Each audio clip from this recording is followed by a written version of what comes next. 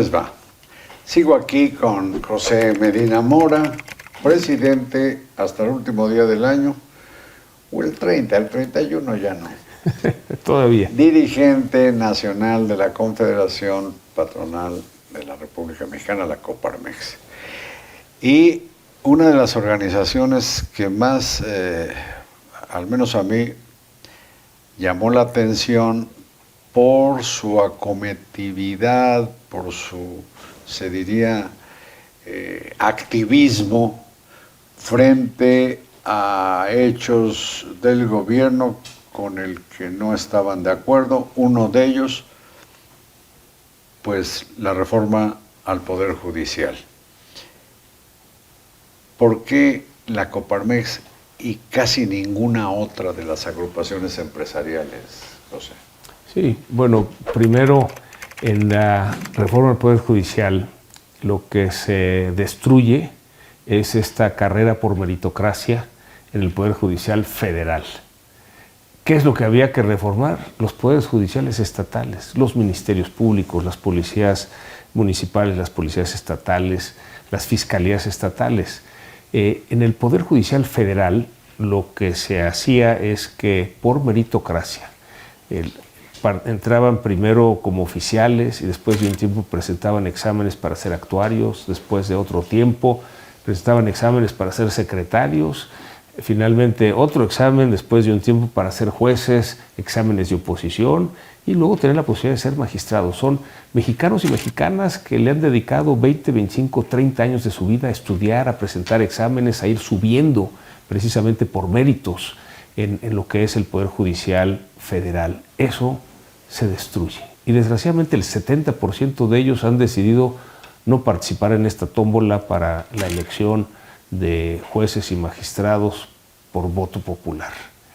Y seguimos en los poderes judiciales locales como estábamos, en donde los nombramientos los hacen los gobernadores, los partidos políticos se dividen los nombramientos de jueces y magistrados y no hemos arreglado precisamente la justicia para el ciudadano de a pie en los ministerios públicos, las policías municipales y estatales, las fiscalías estatales. Entonces, ¿cómo vamos a garantizar esa independencia judicial cuando vamos a elegir por voto popular a jueces, magistrados y ministros?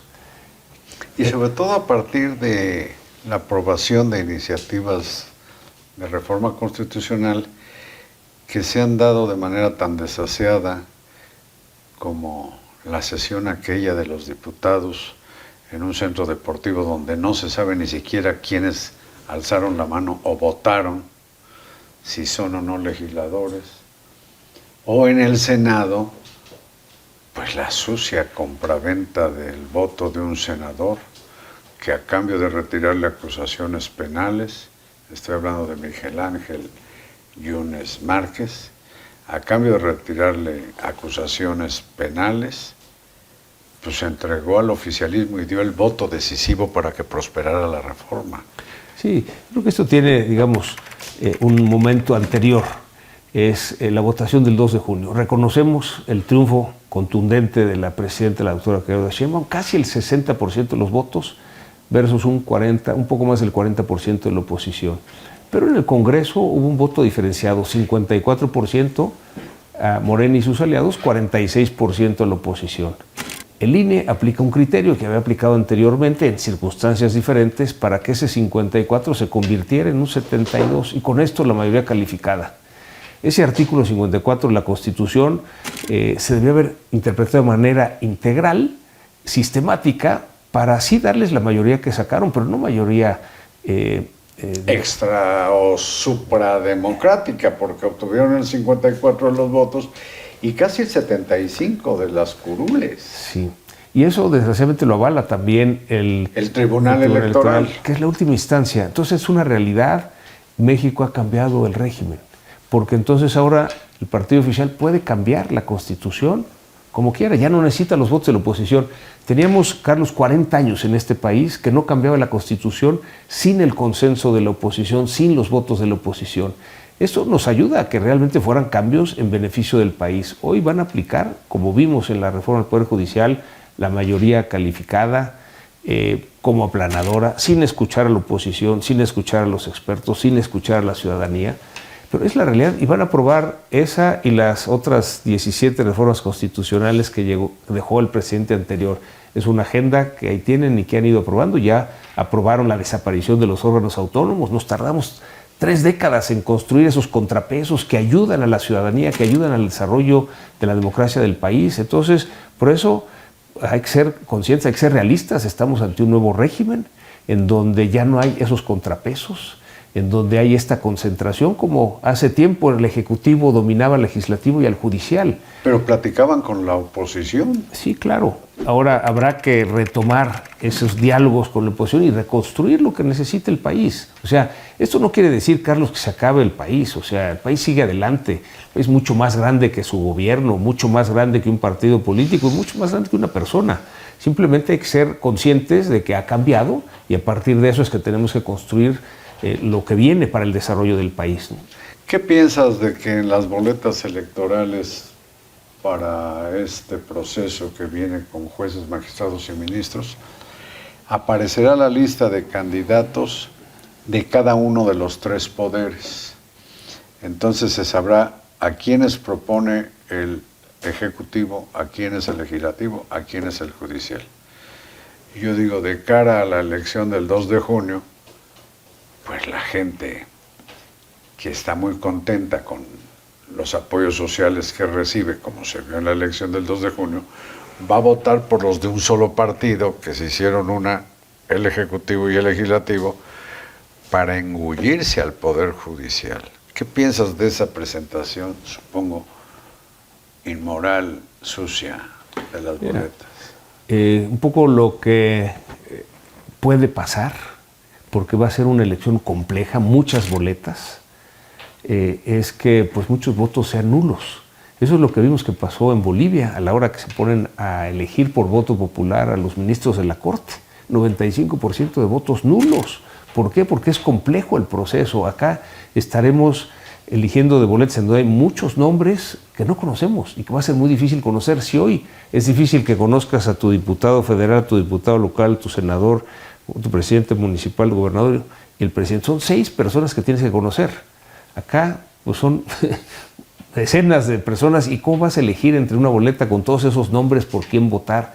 Entonces, ojalá la gente acuda a votar, ojalá se seleccione a las mejores personas, ojalá en esta preselección que hacen los 3 poderes aparezcan pues, los más capacitados. El Poder Judicial lo hará por exámenes, el Poder Ejecutivo y Legislativo por tómbola. Entonces, bueno, cada ciudadano pues tendrá el criterio para elegir de acuerdo con ese proceso. Pero la información, solo entender muy complejo. Parte de esto es la locura. En este proceso, el Instituto Nacional Electoral dice, pues necesito 13,205 millones de pesos y necesito que me den más tiempo para hacer una elección confiable. Y el oficialismo le dice, A mí me da la impresión que, como si le dijera, cavas tu tumba, pero con las uñas, no te presto ni una pala. Porque además, una de las iniciativas que dejó López Obrador es la chatarrización de las instituciones electorales, José. Sí, de alguna manera el INE ha sido muy confiable en la organización de las elecciones. Ellos saben cómo organizarlas, cómo capacitar a los ciudadanos. Pero ahora le quieren imponer la austeridad que le llaman republicana. Sí, simplemente decir, tienen la mitad. Eso, pues sí, puede poner en riesgo el que disminuyan, digamos, la calidad del papel de las boletas, que disminuyan el número de personal que tienen que contratar para llevar a cabo las elecciones. En fin, habrá... Capacitadores, sí, muebles, casillas. Sí, es como que no darle la seriedad que requiere. Una vez que le piden al INE, organízala, pues hace un análisis de lo que no cuesta. Buscó el INE, se lo imponen, y lo impone ahora la Constitución. Y lo del tiempo, pues es lo que en teoría debería ser para poderlo organizar bien. Pero, digamos, si dicen no hay ni un día más, pues el INE tendrá que organizarlo. Ese es el mandato, y si tiene menos recursos verá cómo le hace el riesgo. Y si salen mal las cosas, el oficialismo dirá la culpa es del INE y por eso lo vamos a desbaratar, como está previsto en las iniciativas de López Obrador. Sí, aunque esa iniciativa electoral, dijo la presidenta Claudia Sheinbaum que no va a ir, va a presentar una nueva iniciativa, pues sí habrá que esperar cuáles son los cambios que ella propone. Probablemente, aunque lo hiciera muy bien el INE, lo van a desaparecer y van a aparecer un nuevo instituto acotado, ¿verdad? Que es lo que de alguna manera se había ya hablado. El escenario es no de un cambio de gobierno, es un cambio de régimen. Correcto. Lo dijo siempre López Obrador y lo ha reiterado Claudia Sheinbaum. Tenemos morenismo para 1000 años, José. Yo creo que hasta que no resolvamos el problema social, seguirá en el poder, porque somos 130 millones de mexicanos. ¿Pero se resuelve con dádivas? No, porque aún con las dádivas seguimos que de los 130 millones, 46 millones viven en condición de pobreza, y de los cuales, de esos 46, 9 viven en pobreza extrema. O sea, aún con estas dádivas no hemos resuelto el problema de pobreza y desigualdad. Ese es el que tenemos que resolver si queremos realmente lograr ese México con desarrollo inclusivo. Pues ojalá, aprovechando la experiencia que tienen, dijiste, dialogando con el gobierno, vean la manera la clase patronal o empresarial de que se instituyan políticas de auténtico desarrollo económico y no solamente una política asistencialista de reparto de dinero. Sí, la política asistencialista genera dependencia y no resuelve realmente pobreza y desigualdad. Es José Medina Mora, presidente aún, dentro de 2 semanas ya no, de la Coparmex. Muchas gracias. Muchas gracias, Carlos. Gracias a ustedes y buenas noches.